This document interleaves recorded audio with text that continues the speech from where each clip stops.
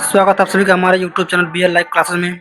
इसमें हम लोग कक्षा 6 के गणित का सॉल्यूशन कर रहे थे और यह जो वीडियो है यह चैप्टर 9 का अभ्यास बी है। तो यहाँ पे हम लोग चैप्टर 9 का अभ्यास बी का सॉल्यूशन देखेंगे कि चैप्टर 9 के अभ्यास बी को किस प्रकार से सॉल्व किया जाएगा।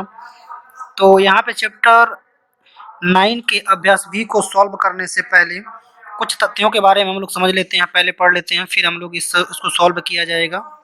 तो चलिए यहाँ से हम लोग देखेंगे, यहाँ से हम लोग पहले कुछ चीज़ों के बारे में समझेंगे। जैसे यहाँ पे है समांतर रेखाओं की बीच की दूरी ज्ञात करना, ठीक है ना, कि समांतर रेखाओं की बीच की दूरी किस प्रकार से हम लोग ज्ञात करते हैं उसके बारे में यहाँ से पढ़ेंगे। ठीक है, जैसे कि हमारे पास अगर दो समांतर रेखाएं हैं, जैसे कि यहाँ फिगर में दिखाया गया है, तो अगर रेखा एक रेखा जो है कि यल है, एक रेखा जो है क्या है यम है, ऊपर वाला यल है, नीचे वाला क्या है यम है।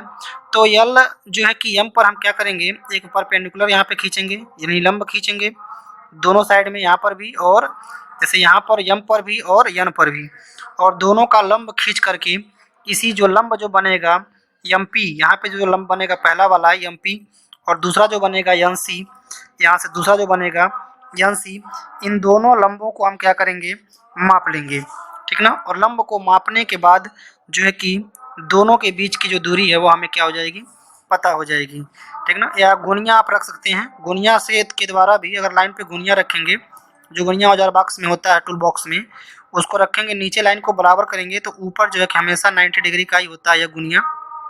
तो गुनिया के द्वारा भी आप इसके बीच की जो लंबाई है वह ज्ञात कर सकते हैं। यह हमने पिछले वाले वीडियो में ऐसे बताया था कि दो लाइन खींचिए, एक लाइन पे क्या कीजिए आप 90 अंश का कोण बनाइए, ठीक ना, और चादक के द्वारा 90 अंश का कोण बनाइए और इसको ऊपर तक क्या कर दीजिए बढ़ा दीजिए।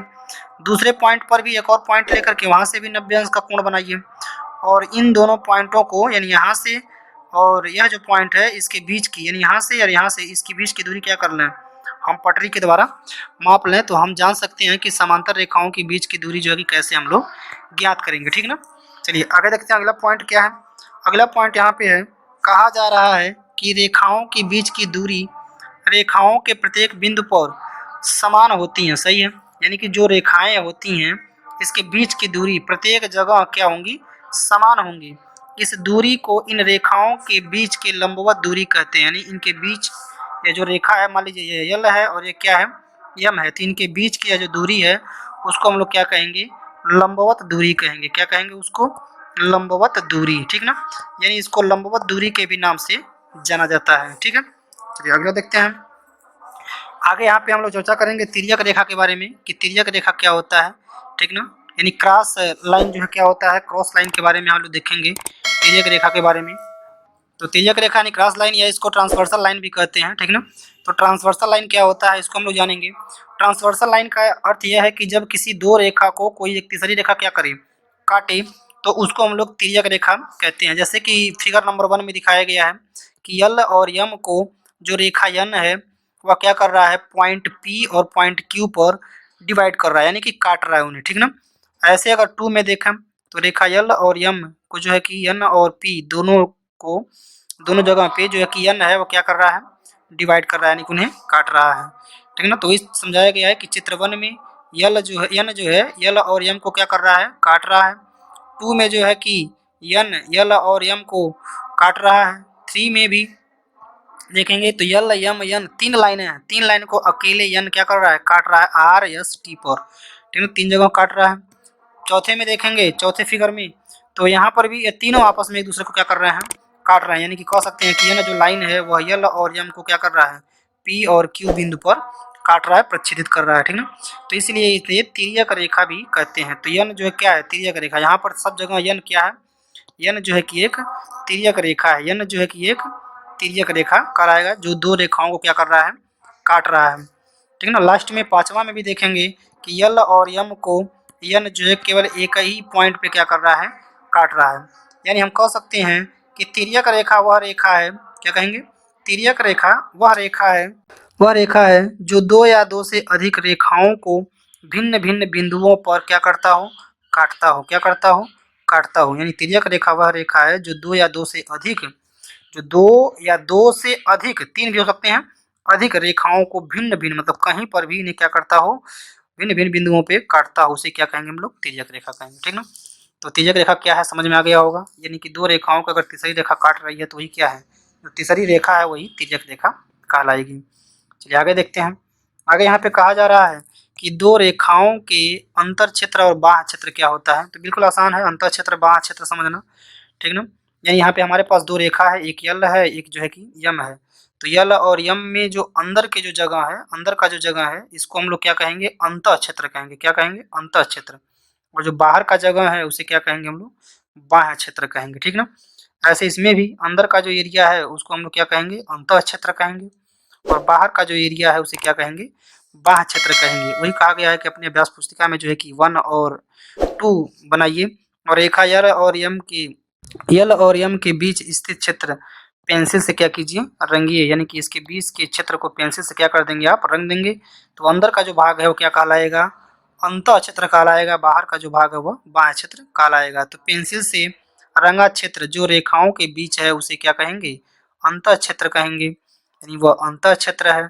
और शेष भाग जो पेंसिल से यल और बीच नहीं रंगा गया है वह क्या कहलाएगा, बाह्य क्षेत्र वह कहलाएगा। यानी सीधा समझ सकते हैं कि अंदर का क्षेत्र अंतः, बाहर का क्षेत्र जो है कि बाह्य क्षेत्र, ठीक है। चलिए आगे बढ़ते हैं। आगे हम यहाँ पे देखेंगे कि तिर्यक रेखाओं द्वारा बने कोण, जो तिर्यक रेखाओं द्वारा कैसे कोण बनते हैं, बहुत ही काम का चीज़ है ये। तो हमारे पास यहाँ दो रेखाएं हैं, यल और यम। तो अगर एक तिर्यक रेखा यन जो है क्या कर रहा है, इन्हें आकर के काट रहा है, तो आप देख रहे हैं कि इसमें 1 2 3 4 और 5 6 7 8 यानी कि 8 जो है कि कोण, 8 एंगल जो है कि क्या हो रहा है, बन रहा है, ठीक ना। यानी कि कोण 1 कोण 2, ठीक ना, ऐसे करके पूरा जो है कि कोण 8 तक क्या हो रहा है, इसमें बन रहा है। तो यहाँ पे कहा गया वही कि यल और यम रेखा खींचिए, तिर्यक रेखा एक यन भी खींचिए जो यल और यम को क्या करता हो, पी और क्यू पर काटता हो, जैसे चित्र में क्या किया गया है, दर्शाया गया है। अब उसमें आप 1 2 3 4 5 6 7 8 कोण क्या कर सकते हैं, दर्शा सकते हैं। यानी कि कुल 8 कोण बनते हैं, कुल 8 कोण बनते हैं। और एक पर 4 जो है कहाँ बनते हैं, बाह्य क्षेत्र में, और जो 4 बनते हैं वो क्या बनते हैं, अंतः क्षेत्र में, ठीक है। यानी यहाँ से यह दोनों जो है कि बाहर हैं, 4 बाहर हो गए और 4 जो है कि अंदर हो गए, ठीक ना। तो यह जो है कि यहाँ पे कोण बनते हैं, कितने कोण बनते हैं तिर्यक रेखाओं द्वारा, 8। अगर 2 लाइन को एक काट रहा है तो 8 कोण, अगर मान लीजिए 3 लाइन को एक काट रहा है तब कितना बनेगा, तब आपका हो जाएगा 12 कोण। कितना हो जाएगा, 12 कोण, ठीक ना। तो ऐसे जितनी रेखाएं रहेंगी, अगर एक तिर्यक रेखा काट रहा है तो उसी हिसाब से कोण जो है कि बढ़ता चला जाएगा, ठीक ना। आगे देखते हैं। तो आगे हम यहाँ से देखेंगे, आगे हमारे पास कह रहा है कि बाह्य क्षेत्र और अंतः क्षेत्र और संगत कोण एकांतर कोण ये क्या होते हैं। तो बाह्य कोण आपको समझ में आ गया होगा, बाहर के जो कोण है वो बाह्य कोण कहेंगे। अंतः कोण क्या है, जो अंदर का जो कोण है उसे क्या कहेंगे, अंतः कोण कहेंगे, ठीक ना। और संगत कोण जो एक साथ है, संगत कोण, एकांतर कोण जो एक थोड़े से अंतर पे है, ठीक ना। तो एकांतर अंतः कोण तथा एकांतर बाह्य कोण, एकांतर कोण दो प्रकार के होंगे, एक होगा एकांतर अंतः कोण और एक होगा एकांतर बाह्य कोण, ठीक ना। तो अब एक एक को बारी बारी से पढ़ते हैं। पहले हम पढ़ेंगे क्या, बाह्य कोण को पढ़ते हैं। तो यहाँ पे फिगर में आप देख पाएंगे कि फिगर में केवल बाह्य कोण को ही दर्शाया गया है, यानी कि 2 लाइनें हैं। तो यह जो बाहर का जो कोण बन रहा है इन्हें क्या कहेंगे, हम बाह्य कोण कहेंगे। क्या कहेंगे, इन्हें बाह्य कोण। तो बाह्य कोण जैसे मान लीजिए अगर नंबरिंग किया गया है तो 1 2 और यहाँ पे है 8 और 7, ठीक ना। इस प्रकार से जो कोण बन रहे हैं उन्हें क्या कहेंगे, बाह्य कोण कहेंगे। इसे हम एक्सटीरियर एंगल भी कहते हैं, ठीक ना, एक्सटीरियर एंगल इसे कह सकते हैं, बाह्य कोण। चलिए इसके बाद देखेंगे अंतः कोण। यहाँ पर है अंतः कोण। अंतः कोण भी आपको समझ में आ गया होगा कि जो अंदर के कोण है, जैसा कि फिगर में बताया गया है, अंदर के जो कोण है, यानी 2 लाइन है यहाँ पे काट रहा है, तो अंदर के जो कोण बन रहे हैं उन्हें क्या कहेंगे, हम अंतः कोण कहेंगे। जैसे फिगर में दिखाया गया 3 4 5 6 एक का है, यह जो है कि अंतः कोण है, इन्हें क्या क्या कहेंगे, हम इंटीरियर एंगल। क्या कहेंगे, इंटीरियर एंगल। क्या कहेंगे इन्हें, इंटीरियर एंगल, ठीक ना। इन्हें हम इंटीरियर एंगल कहते हैं। अब उसके बाद से देखेंगे हम लोग संगत कोण। तो यहाँ पे हमारे सामने है संगत कोण। संगत कोण क्या होता है, कह रहा है कि निम्न चित्र में कोणों के युग्मों को, यानी कि जो कोण एक साथ रहते हैं उन्हें हम क्या कहेंगे, जो संगत कोण कहते हैं। यानी एक साथ एक ही और क्या होना चाहिए, स्थित होना चाहिए। जैसे कि 4 और 8, तो 4 यहाँ पर है, 8 यहाँ पर है, ये भी क्या है, संगत है। 3 और 7 ये भी क्या है, संगत है, ठीक ना। 1 और 5 ये भी क्या है, संगत है। और 2 और 6 ये क्या है, संगत है। तो ये सभी जो है कि संगत हैं। इसमें से प्रत्येक युग में कोण तिर्यक रेखा के एक ही और क्या है, स्थित है। प्रत्येक कोण का एक कोण अंतः क्षेत्र में और दूसरा कोण बाह्य क्षेत्र में स्थित है, इन्हें एक दूसरे का संगत कोण कहते हैं। तो संगत कोण को हम लोग क्रॉसपोंडिंग एंगल भी कहते हैं, क्रॉसपोंडिंग एंगल, ठीक ना। या क्रॉसपोंडिंग एंगल है, यानी कि एक क्षेत्र बाहर होगा और एक क्या होगा, अंदर होगा। तो ऐसे कोणों को हम लोग संगत कोण, जैसे यहाँ पे फिगर में बताया भी गया है, इन्हें क्या कहेंगे हम, संगत कोण कहेंगे। यानी कि इस फिगर में जो एंगल 2 है, एंगल 1 है, ये दोनों क्या है, संगत कोण है। और संगत कोणों का मान हमेशा क्या होगा, बराबर होगा। क्या होगा, बराबर। हमेशा संगत कोणों का जो मान होगा वह बराबर होगा, ठीक ना। यानी जितने अंश का यह बनेगा उतने ही अंश का, जैसे 3 जितने अंश का बन रहा है 4 भी उतने अंश का बनेगा, ठीक ना। तो यहाँ पर पुनः लिखा हुआ है कि यदि दो रेखाओं को एक तिर्यक रेखा काटती है तो तिर्यक रेखा के एक ही ओर विभिन्न शीर्षों पर बने कोण जिसमें से एक अंतः कोण और दूसरा बाह्य क्षेत्र में हो, यानी कि एक अंतः में हो एक बाह्य में हो, तो उन्हें हम क्या कहेंगे, संगत कोण उन्हें कहते हैं। यही लाइन पुनः दोहराया गया है। यानी कि अगर एक ही तिर्यक रेखा के द्वारा दो कोण बन रहे हैं, एक बाह्य है और एक अंतः है, तो ऐसे बने कोणों को हम क्या कहेंगे, संगत कोण कहेंगे। चलिए इसके बाद देखेंगे एकांतर कोण। तो यहाँ पर है एकांतर कोण। एकांतर क्या कोण क्या होता है, इसको समझेंगे अच्छे से। एकांतर कोण, ठीक ना, या एकांतर अंतः कोण यहाँ पे लिखा गया है, तो दोनों दे सकते हैं, एकांतर अंतः कोण, एकांतर बाह्य कोण। एकांतर कोण को हम क्या कहते हैं, अल्टरनेट एंगल। क्या कहते हैं, अल्टरनेट एंगल, यानी कि वह अल्टरनेट होता है। जैसे अगर देखा हम लोग तो एक का जो एकांतर है वह क्या होगा, 3 होगा। एक का एकांतर क्या है, 3 होगा, ठीक ना। और 4 का एकांतर क्या होगा, 2 होगा, ठीक ना। यानी एकांतर कोण यह जो है किधर का है, तो यह एकांतर कोण कहलाएंगे, ठीक है। यहाँ पे काट रहे हैं तो यह दोनों आपस में क्या कहलाएंगे, एकांतर कहलाएंगे। और एकांतर कोणों का जो योग होता है वो हमेशा कितना होगा, 180 अंश होगा। ये एकांतर दोनों कोणों का योग जो है कि 180 अंश होता है। तो लिखा गया यहाँ पे पार्श्व चित्र में कोणों के युग्म को देखिए और 1, 3, 2, 4 प्रत्येक जोड़े के दोनों कोण अंतः क्षेत्र में स्थित हैं, लेकिन तिर्यक रेखा के विपरीत दिशा में हैं। इन्हें एकांत अंतर कोण या सापेक्ष में इसे हम क्या कह सकते हैं, केवल अंतः, यानी कि अंतः एकांतर कोण कह सकते हैं या एकांतर कोण भी इन्हें कह सकते हैं, ठीक ना। तो यह हो गया आपका एकांतर कोण। अब एकांतर कोण में हम लोग, तो एकांतर कोण में यह अंतः कोण या और बाह्य कोण, अगर बाहर में देखेंगे हम लोग तो बाहर में अगर बन रहा है तो यह कोण जो होगा, ठीक ना, इस कोण के एकांतर होगा, और यह जो कोण होगा वह इस कोण के एकांतर होगा, ठीक ना। तो इस तरह से हम बाह्य एकांतर कोण भी क्या कर सकते हैं, देख सकते हैं। यह जानेंगे कि इन्हें क्या कहते हैं, हम एकांतर कोण कहते हैं। और एकांतर कोण का मान जो है हमेशा 180 अंश होता है, ठीक है। चलिए अब हम आते हैं अपने पुनः प्रश्नावली पे। तो यहाँ से शुरू होगा अब हमारा अभ्यास 9B। तो अभ्यास 9B का पहला सवाल हम लोग सॉल्व करेंगे। कह रहा है पार्श्व चित्र में तिर्यक रेखाओं की पहचान कर अपनी अभ्यास पुस्तिका पर क्या कीजिए, लिखिए। तो हल पे हम लिख सकते हैं, यानी जो रेखाएं हैं, अगर रेखाओं को हम पहचानेंगे तो रेखाएं इसमें क्या हैं, यल और यन। तो यल और यन क्या हैं, रेखाएं हैं। और तिर्यक रेखा यहाँ पे पहचानेंगे, तिर्यक रेखाओं या तिर्यक रेखाएं लिख सकते हैं। तिर्यक रेखाएं क्या हैं, यन और के, ये दोनों क्या हैं, तिर्यक रेखाएं हैं। यन और के क्या हैं, तिर्यक रेखाएं हैं। चलिए अब यहाँ देखेंगे हम लोग क्वेश्चन नंबर 2। तो यहाँ से हमारे पास क्वेश्चन नंबर 2 कह रहा है कि पार्श्व चित्र में बताएं कि रेखा AB और रेखा CD के अंतः क्षेत्र और बाह्य क्षेत्र में क्रमशः कौन कौन बिंदु है। तो हम हल लिखेंगे, और हल में पहले हम लिख लेंगे क्या, अंतः क्षेत्र। क्या लिखेंगे, अंतः क्षेत्र। अब अंतः क्षेत्र में देखेंगे कौन कौन है, उनका हम लोग नाम यहाँ पे लिखेंगे। तो यह जो है कि इनके बीच में हमें अंतः क्षेत्र में ढूंढना है, ठीक ना। तो अंतः क्षेत्र में क्या क्या है, अंतः क्षेत्र में आप देखेंगे कि जी है, क्या है, पहले जी यहाँ पे दिख रहा है, उसके बाद क्या है, यच है, उसके बाद क्या है, यच है, और क्या है, जे, यहाँ पे जे है, ठीक ना। तो यह 3 जो है कि अंतः क्षेत्र में है। उसके बाद हम क्या कहेंगे, बाह्य क्षेत्र। उसके बाद लिख देंगे हम लोग बाह्य क्षेत्र, ठीक ना, बाह्य क्षेत्र। तो बाह्य क्षेत्र में देखेंगे कौन कौन आ रहे हैं। तो बाह्य क्षेत्र में देखेंगे आप, तो ऊपर से अगर देखते हैं हम लोग तो यहाँ पे आएगा क्या, और यहाँ से जो है कि आई आ जाएगा, ठीक ना। आई के बाद क्या है, आई के बाद आपका है जो कि यहाँ पे देखेंगे के, ठीक ना। के के बाद क्या है, के के बाद है यहाँ पे ऊपर यल, ठीक ना। तो यह 3 जो है कि यहाँ पे केवल बाह्य क्षेत्र में है, ठीक ना।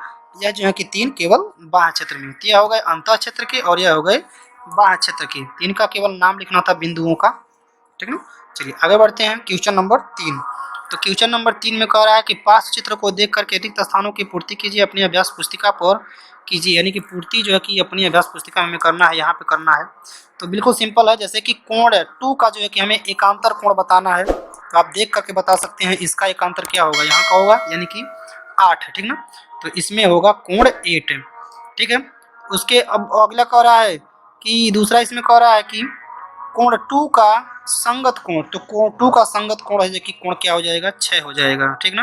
यानी एक अंदर होना चाहिए और एक कहाँ होना चाहिए, बाहर, तो हम उसको क्या कहेंगे, संगत कोण कहते हैं। तीसरा कह रहा है कि 2 और खाली स्थान तिर्यक रेखा के एक ही और अंत क्षेत्र में, तो 2 और कौन 5, 2 और कौन 5 तिर्यक रेखा के एक ही और अंत क्षेत्र में क्या है, यह स्थित है, ठीक ना।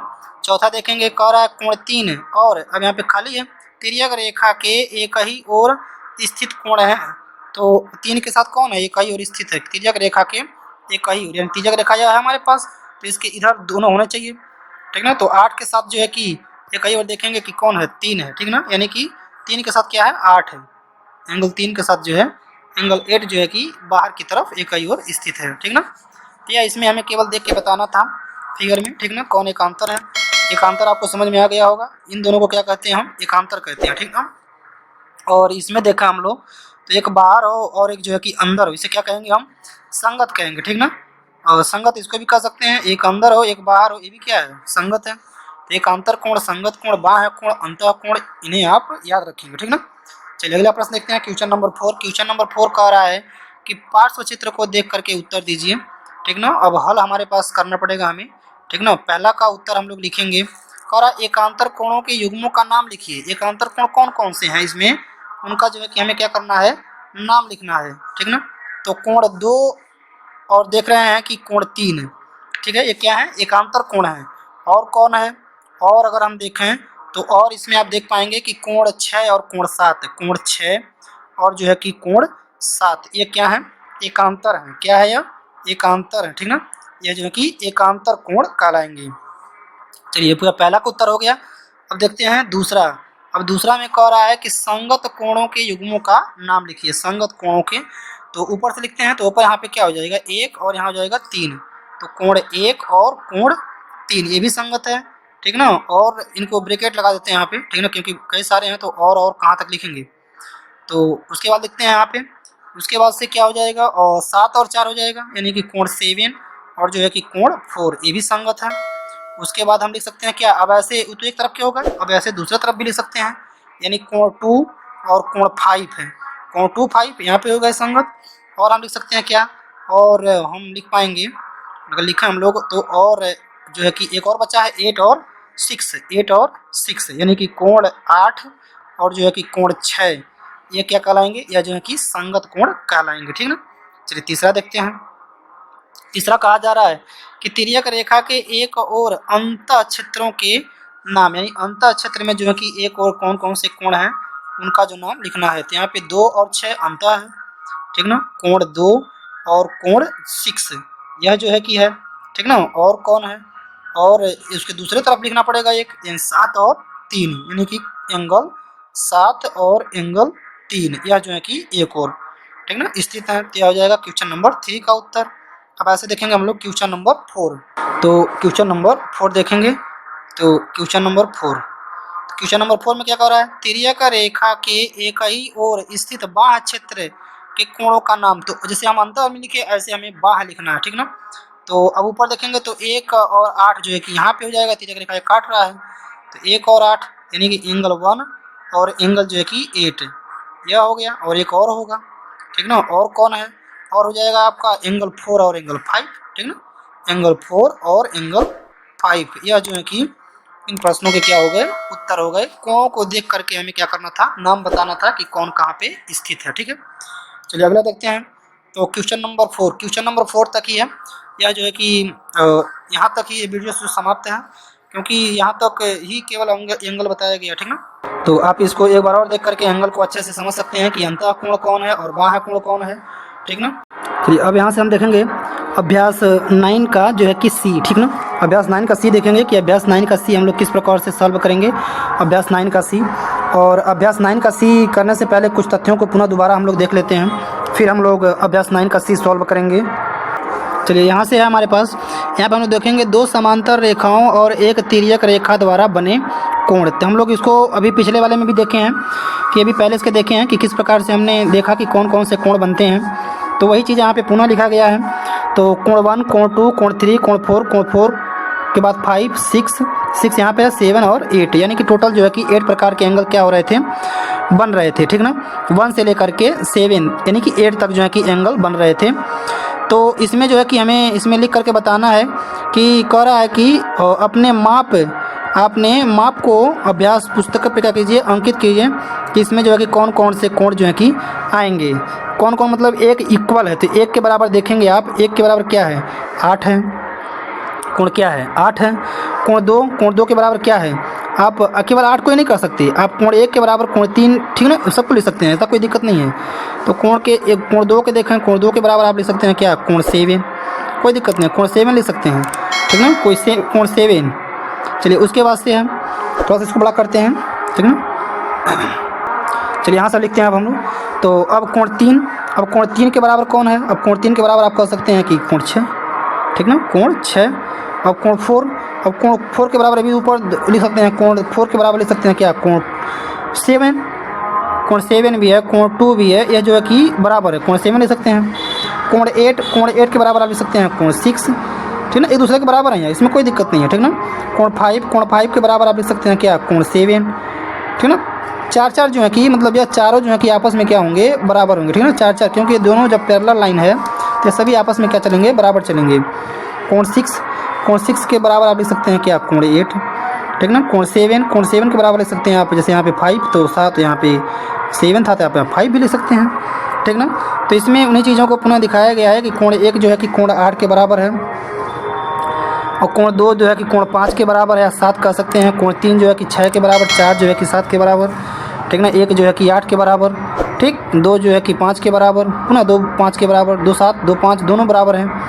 कोण 3 कोण 6 के बराबर, कोण 4 कोण 7 के बराबर। तो यह जो एंगल हैं ये आपस में क्या हैं, इक्वल हैं, ठीक ना, बराबर हैं। यह चीज़ यहाँ पे क्या किया गया है, बताया गया है। यानी कि निष्कर्ष यहाँ पे क्या निकलता है कि यदि एक तिर्यक रेखा दो समांतर रेखाओं को काटती है तो संगत कोण आपस में क्या होते हैं, बराबर होते हैं।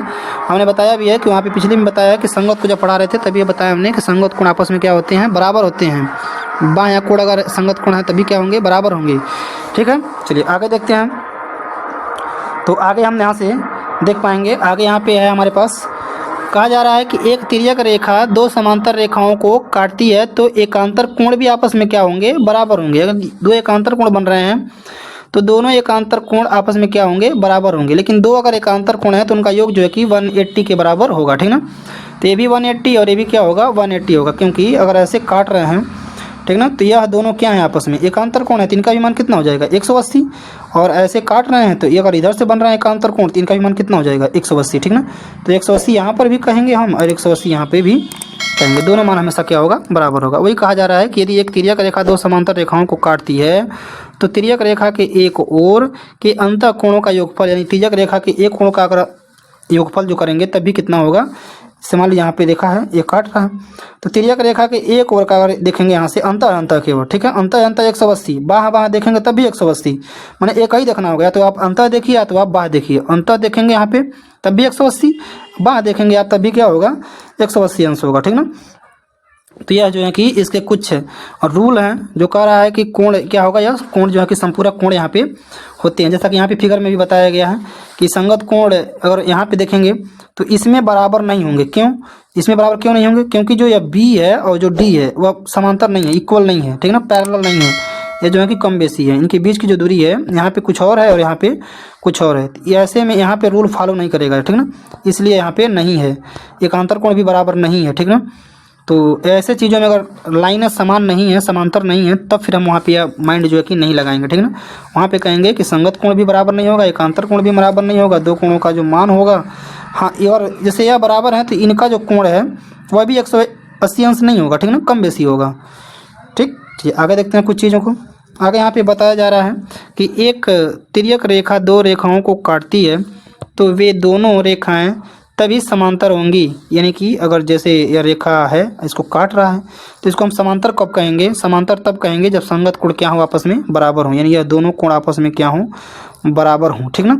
इनका भी मान, दोनों का मान क्या होना चाहिए, बराबर बराबर।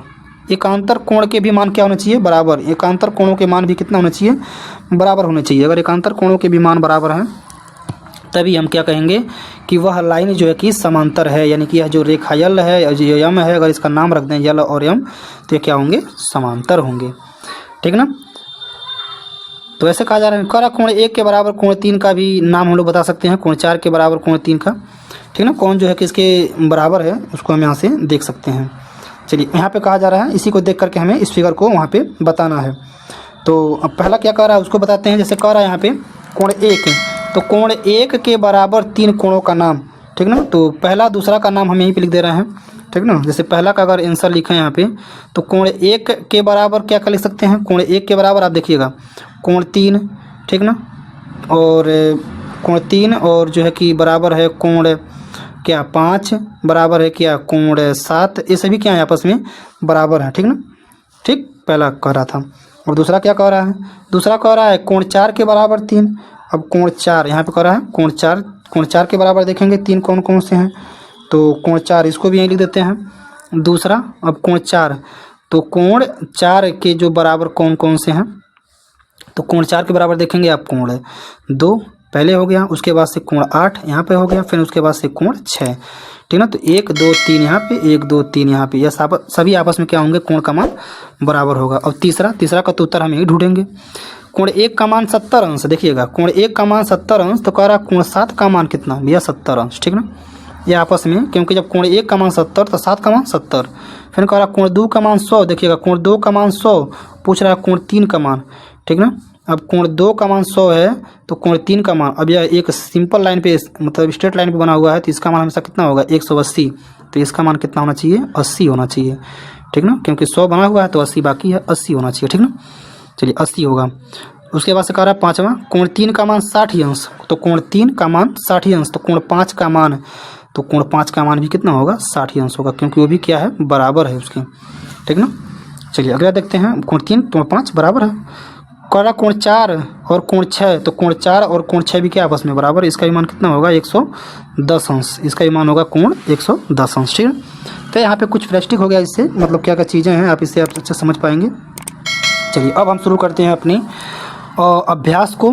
अभ्यास सी को पहला प्रश्न देखते हैं। पहला प्रश्न में कह रहा है कि निम्नलिखित चित्रों में दो रेखाएं यल और एम को एक तिर्यक रेखा टी काटती है। यहाँ पे तिर्यक रेखा का नाम टी रखा गया है, टी काटती है। तो कुछ कोणों के माप लिखे गए हैं।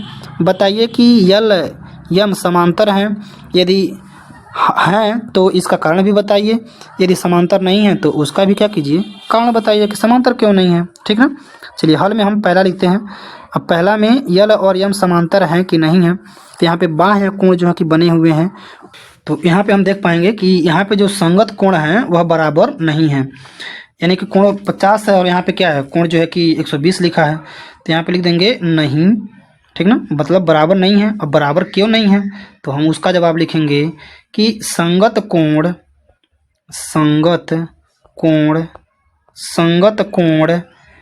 तथा, ऐसे भी लिख सकते हैं, तथा एकांतर कोण बराबर नहीं है, बराबर नहीं है। ठीक ना, यह बराबर नहीं है। इसी कारण इसमें भी मतलब 50 है, इसमें 60 ही है, तो किसी में भी मतलब तीनों में जो है कि एक ही आंसर होगा, तीनों का एक ही आंसर होगा। अब 3 बार लिखिए या एक ही बार लिखिए, लेकिन तीनों का उत्तर जो है कि एक ही आंसर यहाँ पे तीनों का ही होगा। ठीक ना, एक बार लिख सकते हैं, 3 बार लिख सकते हैं, आपकी इच्छा। चलिए अब इसमें से देखेंगे अगला। ठीक ना, प्रश्न नंबर 2 देखेंगे। तो प्रश्न नंबर 2 यहाँ पे कह रहा है कि चित्र में ए बी, ठीक ना, तो हम हल में देखेंगे। हल में जो चीज़ें हैं हमारे पास लिख लेंगे, चूँकि ए बी यहाँ पे लिखा गया है समांतर है किसके, सी डी के, और तथा जो है कि सी डी समांतर है किसके, ई एफ के। ठीक ना, यह दोनों समांतर हैं। तो कहा जा रहा है कि क्या ए बी ई एफ भी समांतर है, तो हम लिख सकते हैं चूँकि कोण 1 बराबर है किसके, जब यह दोनों क्या हैं आपस में समांतर हैं, तो कोण 1 बराबर लिख सकते हैं किसके, कोण 2 के। ठीक ना, तथा लिख सकते हैं हम कोण 2 बराबर है किसके, कोण 3 के। ठीक ना, और ठीक ना, जब यह कोण 3 जो है कि बराबर है, और लिख पाएंगे हम चूँकि इसलिए कोण 1 बराबर होगा किसके, कोण 3 के, ठीक ना। तो इसलिए हम लिख पाएंगे यहाँ पे कि जो हमारा ए बी है वो भी समांतर होगा किसके, ई एफ के, ठीक ना। तो यह हमारा हो जाएगा यहाँ पे आंसर, क्योंकि जब यह दोनों समांतर हैं तो हम इस प्रकार से इसका आंसर जो है कि लिख पाएंगे। कारण लिखेंगे तो कारण में भी हम लिख पाएंगे कि ऐसे लिख सकते हैं आप कि मतलब हाँ यह समांतर हैं, ठीक ना है। अब क्यों है तो लिख सकते हैं कि संगत कोण आपस में क्या हैं, बराबर हैं। लिख सकते हैं कि संगत कोण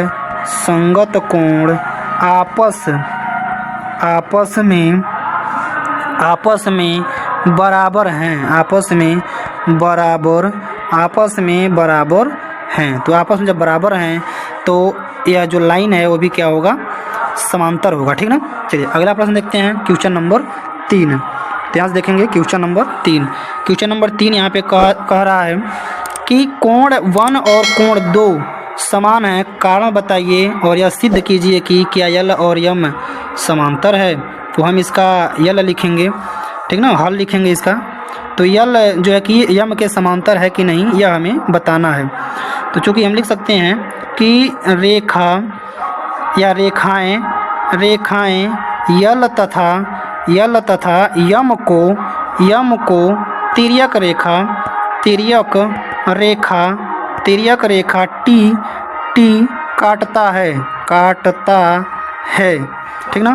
तो इसलिए जो कोण 1 है वह बराबर है किसके, कोण 2 के, ठीक ना, कोण 2 के। या हम ऐसे लिख सकते हैं हम चूँकि क्या लिख सकते हैं कि संगत कोण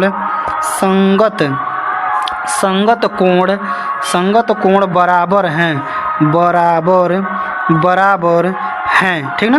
जब संगत कोण बराबर हैं तो कहेंगे इसलिए जो है कि हमारा यल समांतर है किसके, यम के, ठीक ना, आंसर। इसलिए यल जो है कि यम के क्या है, समांतर है, ठीक है। तो यहाँ तक हो गया यह तो वीडियो का यह लास्ट प्रश्न था। वीडियो को समय देने के लिए आपका बहुत बहुत धन्यवाद। तो यह इसका लास्ट प्रश्न था। वीडियो को देखने के लिए धन्यवाद।